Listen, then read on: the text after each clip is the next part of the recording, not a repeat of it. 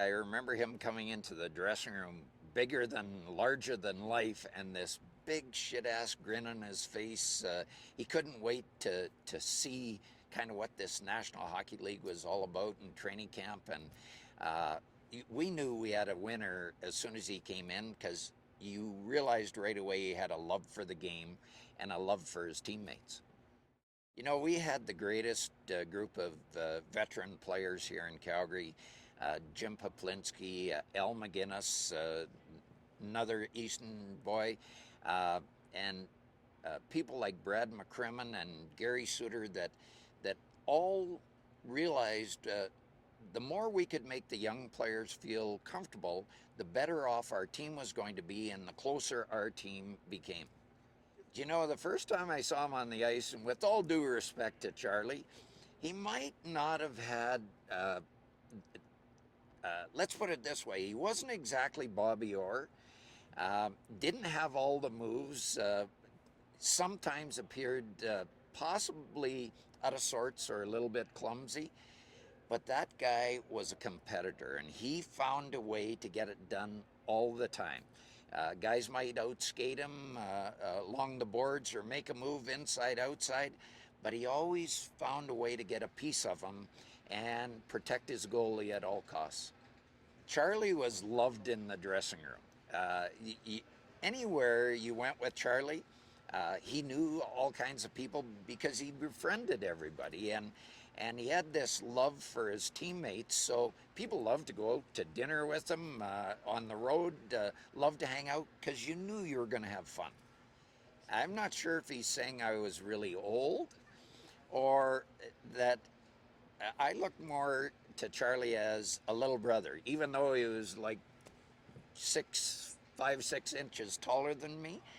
Um, he was a guy that you loved to befriend and you wanted him to do well and succeed. Not because of some of the things that happened, but because of the kind of guy he was. He was not only a very good player, like before I said, he found a way to get it done all the time, and guys loved to play with Charlie, whether the game was on the line or not. Charlie was a competitor, and we loved his spirit. You know, that's another story. Unfortunately, they only had about 350 people at the wedding, and Jim Poplinski and I were still waiting for our invites, and then we realized we didn't make the A list. We were on the B list. I, I couldn't understand after 350 how we didn't make the A list, but thanks a lot, Charlie. You know, I think, and we hated to see him go, but Cliff Fletcher was looking for an opportunity to bring some key players back in. And when you get traded, you always think, oh my gosh, that team didn't want me, but the other team really wanted me. And Charlie was a part of the St. Louis organization, and we were sad to see him go. But when you look back, Cliff Fletcher must have been pretty smart because he found one piece of the puzzle at a time to win the Stanley Cup. Oh, I played against Charlie. I tried to avoid him at all costs because, as great as the friendships are on the ice, when you're on the other team, you're probably harder on your friends than you are on someone you don't know because you never want your teammates to think you let up on that guy and maybe he makes a great play or scores a big goal and it was the friendship that cost you. Oh my God, there is so many events. I can tell you, I need to take you back to the first training camp Charlie was in. He's in the Westin Hotel. And he comes to practice the next day and he's ranting and raving about this room. And they have a fridge in the room and they fill it with snacks and drinks and everything. And he said, like, I've never enjoyed myself so much. And I think it was Pep said, Charlie, like the little fridge in the hotel? He said, yeah. And Pep says, Charlie, you have to pay for those. Oh my gosh, I have to pay for them. He goes to the 7-Eleven and tries to replace all the things, and he comes crying to practice the next day and says, Like they're not the right size. Now what do I do? Pep says, pay for him for God's sakes, Charlie.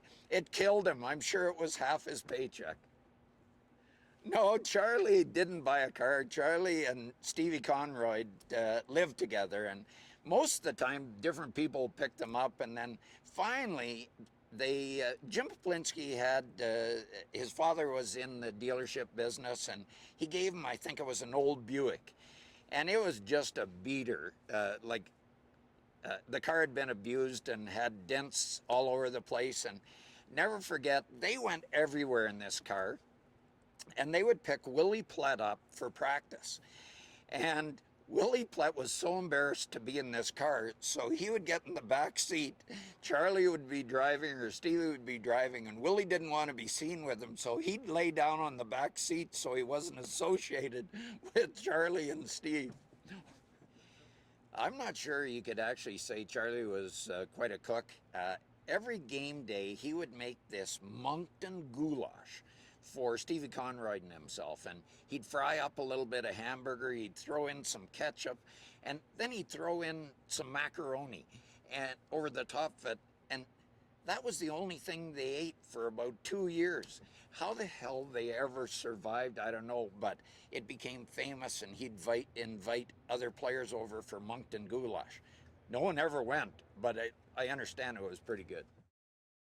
Well, Charlie was in charge of the house. Stevie Conroy had gone back east, I think it was to Montreal, for a couple of weeks, and he said, Charlie, can you look after the house, make sure everything's all right? And Charlie said, not a problem, everything will be fine, Steve. So Steve comes back, and Charlie's in the house when he gets there, and he said, Stevie, don't worry about a thing. I watered those plants twice a week the whole time you were gone. And Stevie said, what plants? And he said, well, the plants around the house. Stevie said, Charlie, they're plastic plants. You watered the plastic plants? That was Charlie. I think you know when you have a good team, when you can rib each other, you can be on each other the whole time, and you build such a great trust and team camaraderie that way. And Charlie was right in the middle of it. He could dish it, he could hand it out. Maybe after the first year, he took a lot that first year, but it was all in good fun. And then he realized, hey, two can play this game, and he started giving it back, and we loved him for it. He was very quiet when he first came in. When he went back out, it was a new Charlie, and it was a fun Charlie to hang with, a guy that you wanted to take home for dinner and sit at the table and have a conversation with. It was pretty cool. We all thought Charlie could have played a lot longer. I'm not sure exactly what happened in St. Louis. I understand through the training staff that he had some problems with his feet and his skates, which was sad because we wanted nothing but the best for Charlie.